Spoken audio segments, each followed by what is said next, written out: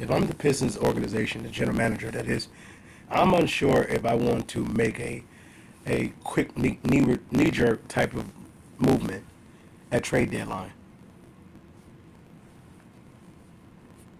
Of course, if there's a deal on the table that is too good to refuse, I understand. That's when more likely it's a mutual win-win situation for both teams or both organizations. Other than that, if you're not fleecing someone, then I wouldn't be upset with the Pistons if they were to get, you know, sell their cap space for second round picks, maybe a contract, maybe a expiring contract or so. I understand that three-team trade that would be more in the mode of taking on second rounders and a contract or such. But only if that contract is within, if it's at 2 years, is at a minimum where you can get from up under it immediately.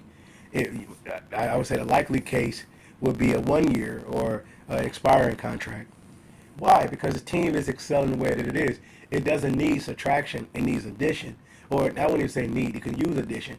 The team is still continuing to go forward, not with the next man mentality. More so, they're holding their brother up to accountable. They plan for the next man.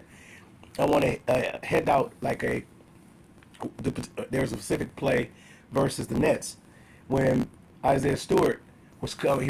He was managing the paint, and I believe it was Johnson, or I don't know. Forgive me, I'm drawing a blank of who the gentleman was who had the ball, and they was making their way going baseline to the basket, and Stewart was watching it the whole time.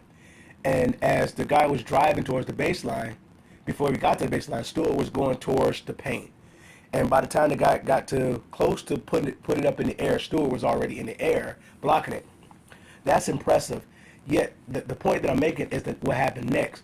When Stewart went over to block it, I watched Ron Holland come over to take Stewart's spot in the middle, as in to cover his back. This is what I'm saying, that I'm not sure if adding another player, addition by subtraction, that is, taking away one of these pieces, and in the likes of adding someone else. Of course, if there's a deal that you can't refuse, then you take it, yeah. But if it was up to me, I would just only take a player that's added to this team that's currently and simple, and I weigh it out till the off season. Which I'm sure so many others have said this. I'm just late to the party of saying it myself. Pistons fans, I salute.